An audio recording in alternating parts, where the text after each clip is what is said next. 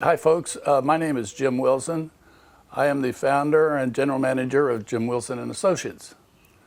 We are the designer and the manufacturer of our new product we're introducing to the market by the name of Pestguard Watergate. And I'm here to kind of explain what we have to offer, as well as do a installation so that we can show the exact way that our product would be installed on a particular project. Presently we're at a homeowner's pool cage in Crystal River, and they have a particular problem in the corner of their screen enclosure where water stands, and they have a problem with it exiting, and we're going to see if we can't solve that. There's a number of ways we can do that. We have a few samples here I'd like to go through. First of all, I'd like to explain what we have as far as the Pestguard Watergate itself. This is an item that we designed and have a patent pending on, as well as a design patent, and it's designed to allow water to drain without physical intervention by human beings. So, having said that, I'll go into the various applications. Normally, in an application such as this, we would be going with a situation of putting this Watergate into the existing base channel of the screen enclosure. As an example, this is what we would be using. It's a sample of the 1x2 that's at the base of the screen enclosure. It has two Watergates, one on the inside and one on the outside. You raise the Watergate to clean the deck, and you close it down to keep your pests such as snakes, frogs, and larger pests out of the screen enclosure. An idea came up for my wife, well, what are we going to do in a situation where a high-rise or an apartment building on say, second story and up, they want to have a gate in their screen wall. Well, to explain that, we need to back up a little bit and say that on a screen wall installation on a condo or an apartment building, the screen wall is built from the inside. Two factors. One, very hard to get to from the outside and dangerous. And two, it's by code, it has to be screened on the inside. And in that particular situation, the one that we're going to use here, the insert we're going to use here, would not work because of the fact that even if you were able to put it in, you couldn't screen it because it's screened from the outside.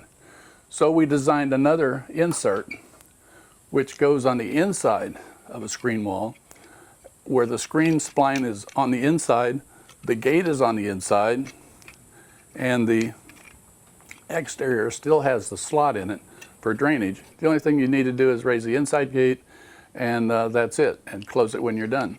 All these inserts are designed to drain right down to the deck. You don't have anything to block the water, and even in a closed condition, they will drain.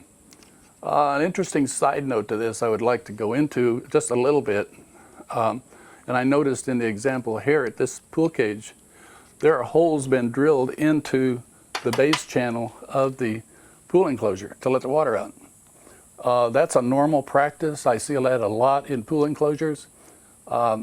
Problem is that those fill up with dirt soon, and they soon clog. And I found another thing out too. When we were designing this Watergate, the engineer relayed to me that in the process of draining water, if you try to drain water through a round hole, you have a problem with the water not draining because static pressure holds the water and won't let it go. The only way you can get water to drain effectively through a round hole is to eliminate the bottom or the top of the hole and make it elongated. So that's why we have a design that is elongated hole at the bottom, so water will flow freely and not be stopped up by the static pressure on the gate itself. If you look closely, you can see that when the holes were drilled, some of the holes go down to the deck, most of them are above the deck. And that means that the water, even if they were going to drain effectively, the water would have to rise to that level before it would go out. So we've solved that problem by going with the elongated hole on our Watergate. We're going to be taking this screen out, it's already in process now, so that we can get to the 1x2 channel on the bottom. We don't need to take it all the way out, but we do need room so that we can cut the bottom channel. Because of the berm in back, we need to cut a section out so we can install the proper drain at in this area. Just removing the spline on either side just to get the screen to come up a little bit so it won't be in the way. So what are you going to do now, Dan? Now I'm going to remove the T-bolts, and we're going to prop this up and get this, looks like somebody already tried to drill some holes for drainage as well. We'll remove these and we'll replace these with some quick sets. Just ceramic coated type quick sets. Dan, does that have anything to do with the structural integrity of the pool cage? The screws themselves? Yeah, as far as uplift or anything along. Oh, absolutely. We got to keep this thing fastened down securely. And you have to do something, what, next to the uprights, you have to do anything special? We're supposed to have, we just need to actually replace the ones that are there for the existing on a structure like this, but anything new, of course, you'll have to have them within 6 inches of each upright. Just pop this open, lift these up. Then from here, what we need to do is we'll grab us a tape measure, locate the exact spot where you want to install this at, and we will cut either side and drop this thing into place. We'll spin this around, spline groove to the back side. We're going to cover that up to there. We're going to measure the distance of the openings that we're going to be needing.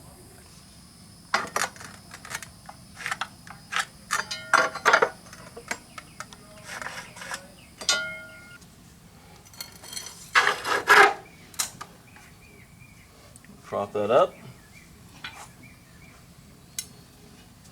That's when we're going to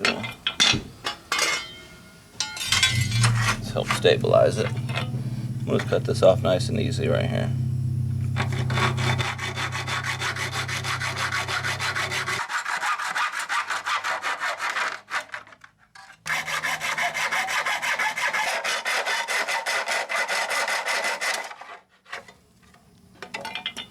Removed. All right, what we're going to do is we're going to remove the outside gate that's already been notched and allow for water flow.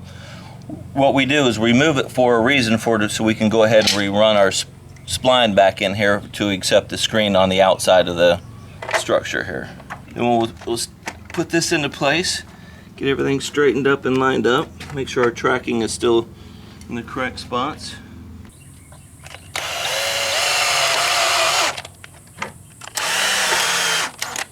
This is just tying everything back together, basically, is what it's doing. Now, on the corners and clips, as you can see in the corners, they have those heavier 1/8" angles for the support with the quick set going down through them. Here in the field, between the bays, you will not.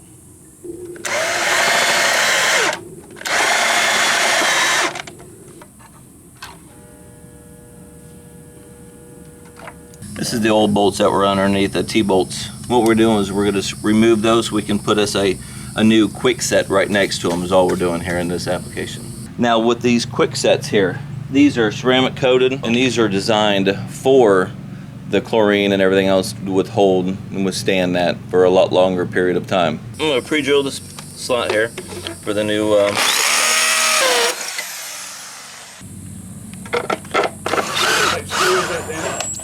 quick set. Quick set, okay. Code approved? Code approved. Everybody approved. Alright, we'll do it that over here. I don't like having to drill extra holes in between because then it looks like it's kind of a mess after a time. Too many holes, too many slots. Try to use the same ones.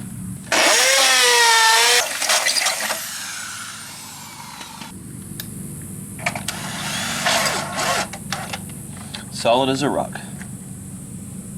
I'm going to run the spline back into place.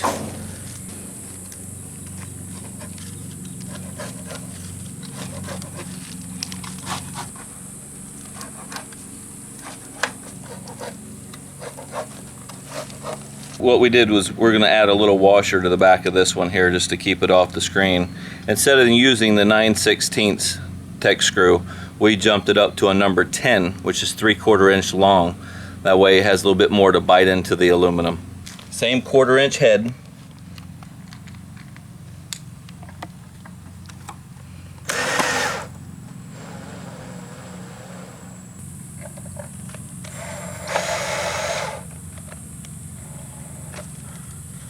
There we go. Reason why we put that washer there is just to give it a little bit of distance between the screen and the water gate itself. That way when lifting the gate and lowering the gate, it doesn't tear the screen. After installation of the Pestguard Watergate, we flooded the area with a hose. With the gates down, the Pestguard Watergate still allows the water to drain, but at a slower speed. But when we opened the gates, the corner drained very fast. There she goes. Now she's flowing out. You can see it all flowing right back. It's all receding. It's already dried up. Sure works. Good design there, Jim. Ever since we had this lanai put in, we've had a real water problem when it rained heavily. The water would pool up in the corner to quite a depth. I would have to sweep it out with a broom. The dirt would accumulate. It was a real mess. Then I heard about the Watergate, which is an innovative device that allows the water to drain quickly from the lanai. The installation was quick and easy. The first time it rained heavily, I was astounded at how fast the water drained from the pool area. I would happily recommend this device to anyone that had a water problem in their lanai or pool area. Well, we've always had a drainage problem around our pool area here, and the water would accumulate over in the corners every time it rained, every time I pressure washed. It was a big mess in the corners. And I heard about the Pestguard Watergate, and I was skeptical, but I had a few of them installed, and it has absolutely cleared up the problem totally. And I would recommend the Pestguard Watergate to anyone. It's easy to use. When I pressure wash or after it rains, all I do is open up the guards, and the water just exits right out, and you can wash out the little bit of debris that may accumulate. And it keeps our lanai a lot cleaner. If you have a patio or lanai with a drainage problem, the Pestguard Watergate is the answer. It's good to know the Pestguard Watergate is guaranteed UV ray protected against getting brittle in the sun. If the ABS plastic ever breaks for any reason, it will be replaced free of charge. To arrange installation, contact us at info@pestguardproducts.com or call area code 352-212-0594.